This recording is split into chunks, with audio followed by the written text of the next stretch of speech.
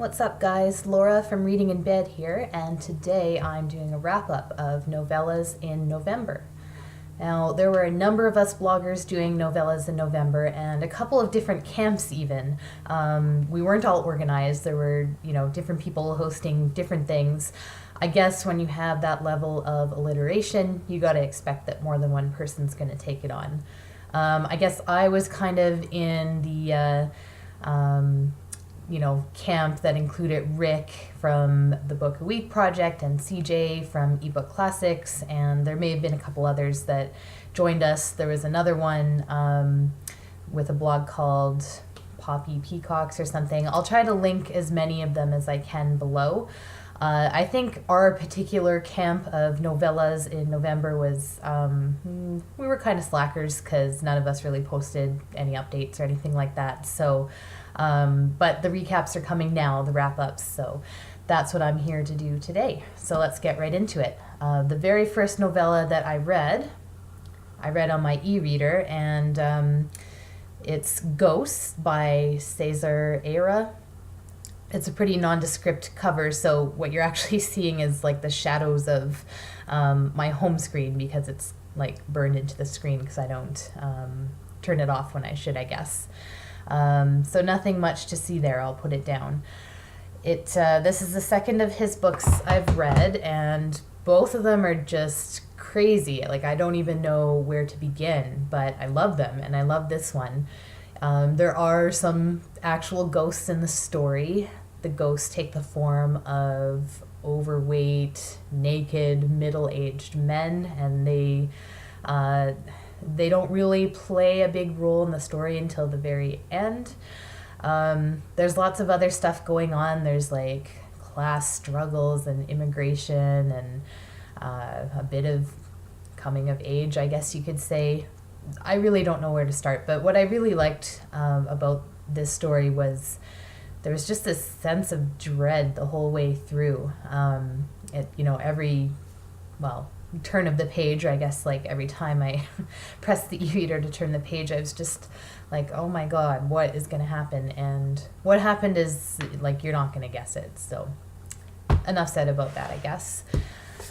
The next novella I read, The Days of Abandonment by Elena Ferrente. So what can I say? Hashtag Ferrente fever. Definitely. This is my first. I picked this up because of a recommendation from another booktuber who I will have to link to below because I can't remember their name. But this book is fucking nuts. Like, I didn't know what to expect. This cover is, it's a little different than her other covers, but you've seen like the Nepalish novel covers. They all kind of look like, like a self-published romance novel you'd buy for 99 cents on Kobo. So I was not expecting any of the craziness that is inside this book. It's the story of a wife and mother who separates from her husband because he's been cheating on her in rather spectacular fashion. The more she finds out about the betrayal and all that stuff, she just she kind of loses it, and it's not ever really clear like whether she's actually having a mental break or if there's something else going on. Like, there's reference to like ant poison, that maybe she kind of inhaled some of it and that's why she's acting so bizarrely in this book. But it's, I talked about with Ghosts the overwhelming and building sense of dread. That's this one too. One night I told my husband that I was going to go to the grocery store, and I did, but I also sat in the parking lot of the grocery store and read this for like 45 minutes. So that's the kind of book it is. Unputdownable, I guess. And yes, I do want to read all of her books now. Next, I read The Strange Library by Haruki Murakami, and this is also my first of his books, but unlike The Days of Abandonment, this one didn't make me want to read more by him, although I probably will anyway. Like, there's other reasons that I want to read more of his books. This just wasn't it. This is actually, it's a short story. It's not really a novella. I'll show you, I know you've all seen this because it was probably all over BookTube or whatever, but this is what it looks like, and you can see kind of how big the text is, how many pictures there are inside. This is the kind of thing you will read in a sitting. It's quite similar to a short story in that respect. And it was okay, I guess. I didn't really know what to make of it. It was strange for sure. I was expecting a little more from the design, like that. I think really this is more of a collector's item or a gift, and it's just, it's all about the design. It's a Chip Kidd design, but once I started searching around, there's a UK edition, which I'm not sure if it was designed by Chip Kidd as well. I think it might have been someone else. But the UK edition is so beautiful, and this one it doesn't, the design just doesn't appeal to me. So, yeah, I'm just kind of so-so on this one. I'll try more by him later. Next up, I read Death in Venice by Thomas Mann. So this comes in, this is one of those editions with, collected stories. I just read Death in Venice, and okay, so this story, it makes me think of whenever Coldplay releases a new album or a new song these days. I listen to it, maybe it's okay, maybe it's not, but all it makes me want to do is go and listen to A Rush of Blood to the Head or Parachutes. Similarly, reading Death in Venice, it was okay, but it just made me want to reread The Magic Mountain because it's so much better. Death in Venice is the story of this lecherous old man who's obsessed with a 14-year-old boy, which is really gross. And then of course I had to Google and find out that it was kind of autobiographical, except the boy in question was actually 10, which just unappealing. I mean, the writing is good. There's a lot of the same themes that are in The Magic Mountain, but I'd rather just read The Magic Mountain because it's so much better. So anyways, after that I read Grandma 19 and the Soviet Secret. So this one was recommended to me by, I'm forgetting the name of the blog. I'll have to link it down below. But Natalie, I think it's The Bookish Wanderer. I'll link it below. Anyways, I really love this book. This was one of my favorites that I read. And this is by an author called Ondjaki, and I don't know if I'm pronouncing it correctly, but he is an Angolan writer who wrote this in Portuguese, been translated, obviously.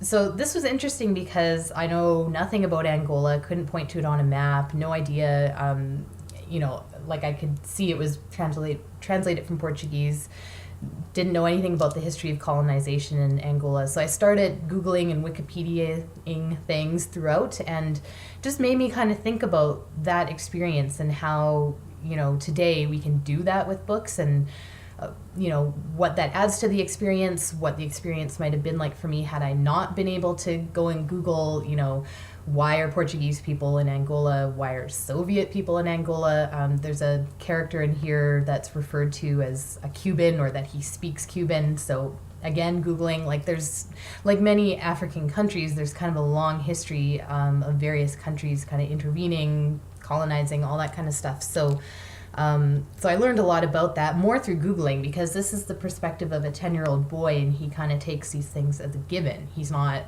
oh, now I'm just going to, tell you about the history of Angola. No, he's a 10-year-old boy. He doesn't really care to speak to that. He's more concerned with his day-to-day experience with these Soviets and other people that are in his life. And so that was really interesting. And the voice, just capturing the voice of a child caught up in this, kind of crazy situation. It was just so good. I really enjoyed it. It took me a long time to read, given how short it is, about 160 pages. Just because there's a lot going on. There's a lot to take in. And I finished it in public. Had I not been in public, I probably would have cried.